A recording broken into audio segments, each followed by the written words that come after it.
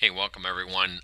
What a challenging market environment now that we have the last day of April under our belt, done and over with. Sell in May, go away is the mantra for tomorrow. We've got big earnings coming out this week, monster earnings. In fact, we're going to have Apple.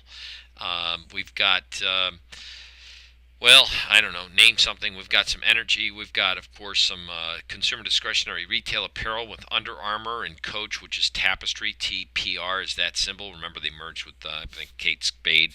Yum Brand China. We've got Merck. We've got pretty much a lot of great different representations of sectors across the sphere of the S&P 500 with energy. We have, again, uh, healthcare with Humana. We've got Metropolitan Life on Wednesday. We've got Murphy Oil. We've got CVS, consumer staple giant Clorox. We've got uh, Tesla, let's call it what it is, and Square. And so, what I want to focus in, and that doesn't include BABA, CBOE, and Thursday's earnings is even more interesting with small cap Olympic Steel. Zeus is the symbol ZEUS. Lots to go over. But in the meantime, let's take a look at what's really ironic heading into this earnings week. We've got the FOMC, the four-letter word, coming out Wednesday, monthly unemployment report on Friday. There's something here for everyone. And Tesla was in a long position.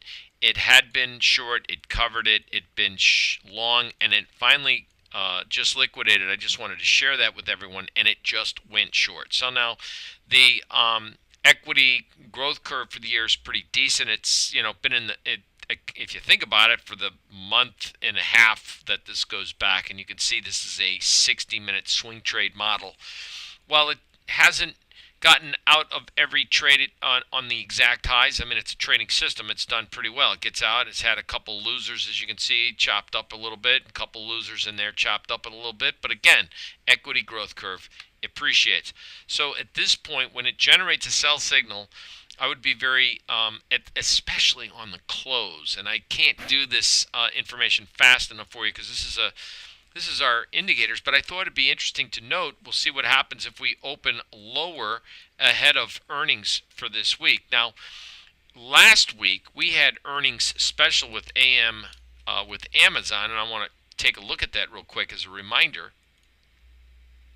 Amazon's analysis generated a day before. It was pretty wild. It generated a buy signal, and on the open, it executed and liquidated the long. It dipped back down, and because it still had maintained a positive buy signal, it went long, but the risk factor said, no, no, no, no, get out of that thing.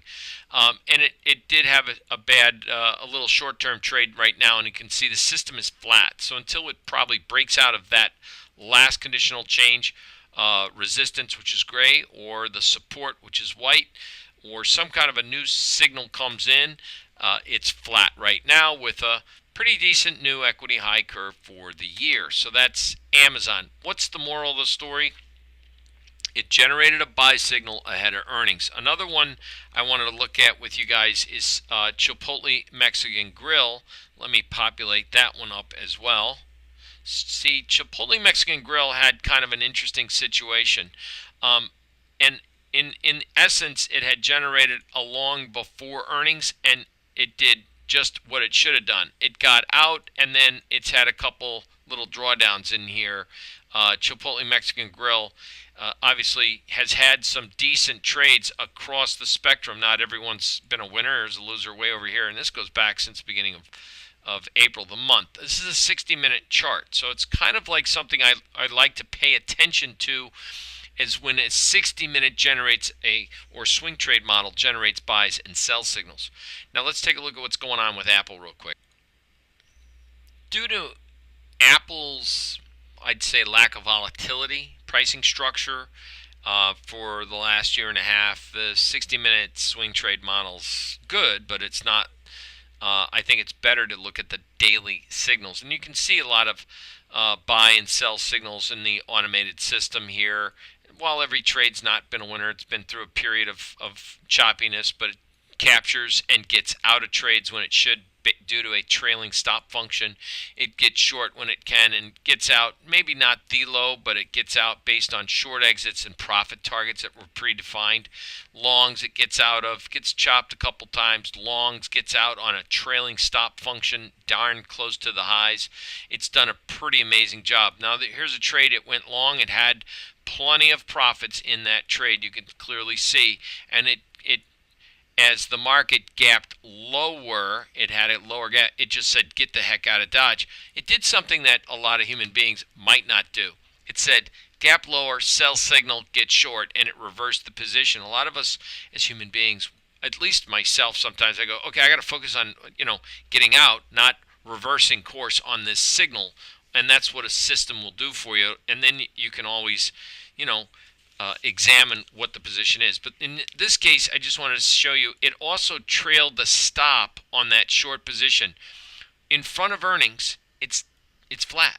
It's not in anything. I have no clue on this one. So I got to kind of rely on the system itself and at least share that information with you guys if you're following these videos of how powerful the system is, at least defining it. Doesn't get out every high. It doesn't get out on every low, but it certainly does help us to determine getting out when major trend changes occur. So at this point, it was short, it's flat. Does that mean it can't get right back into a short if it crashes, or will it get into a long? It most likely will get into a long if given a signal. So the funny thing is we have earnings coming out on Apple on Tuesday. So we'll kind of take, as it is right now, there is no position in the trade in Apple right now, and it's equity curve for the year is doing pretty good. Let's look at two more items.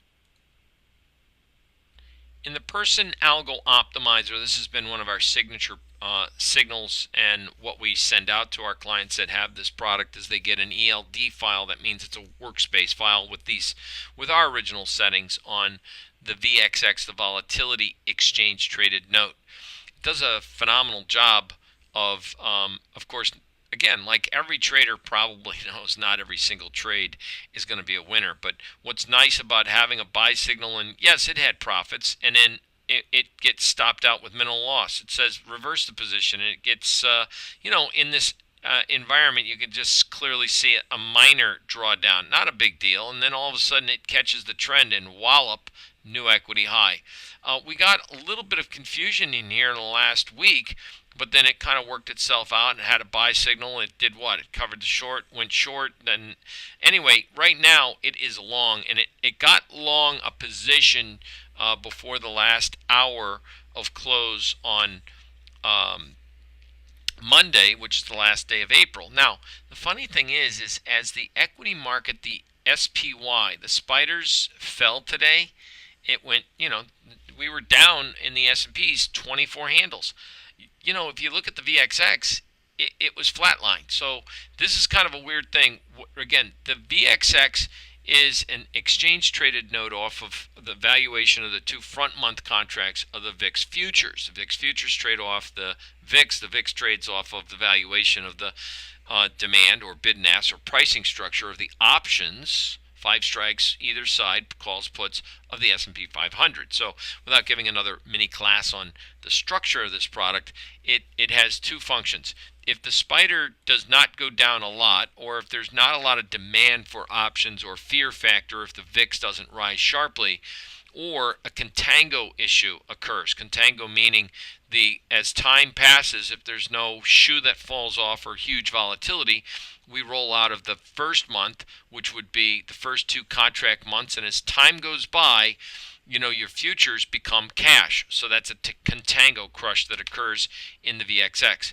So with that stated, that might be why we didn't see a whole lot of movement out of today's action. But needless to say, it is long. I can count on the fact that it'll get out of its long if things don't go right. But tomorrow, we're set for an S&P breakdown, because usually speaking, when this thing goes long, S&Ps, they go down. So let's take a look at that and see what did it look like at today's end of day activity. Here's the end of day activity.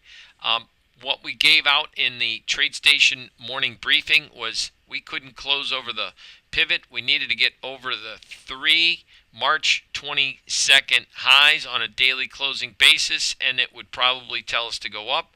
The advanced decline analysis has been closer to trading near its yearly highs, if not higher, and that's generally a positive thing, but there's been no volume. No, the volume, in fact, for a very few times you see volume histogram join in alignment with the directional trend of OBV. There's been in recent years, at least going back a decade, 10 years, there's been a big divergence between the direction of histogram volume and the on-balance volume. They just don't generally line up in sync.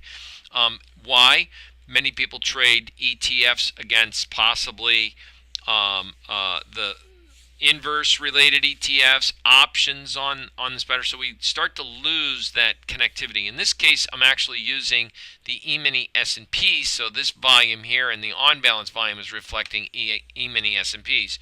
Let me get a little bit more correct with you guys, and I'll have to put things back into perspective with the indicators real quick, but you can kind of see as I bring this into focus with the S&P ETF spiders, volume's been kind of going down, and it's kind of a, I guess that case in point, you can see the OBV went up, on balance volume went up and down, but overall it's kind of sideways, and the histogram reflects weaker volume as well.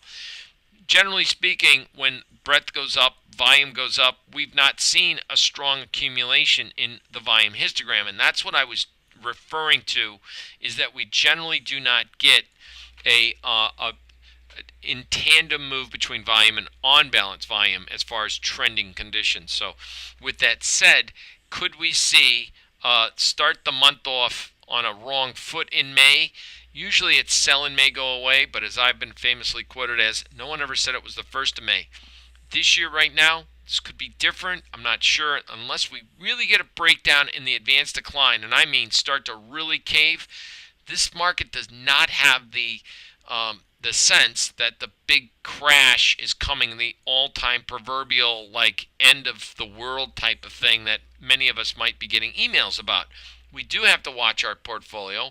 We are getting some really strange readings. It's the end of the month, and I like to look at my monthly lifetime person's indicator package and say, how many new fresh buy or sell signals are we getting?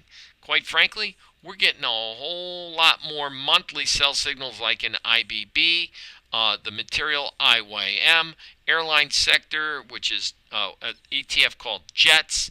We're getting coal stocks. We're getting the semiconductors, SMH. A lot of sectors are all generating fresh, brand new PPS sell signals at the conclusion of the month. That's illustrating one of two things. That obviously we have a reversal in momentum of price, and we could see the market back and fill a bit, or at least over time start to define a downtrend with lower highs and lower lows.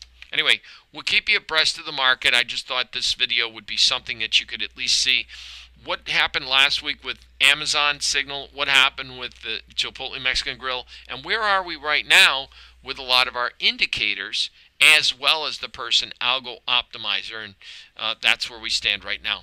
Thanks for watching, and we'll update you and let you know when things change as they develop. Have a great trading week.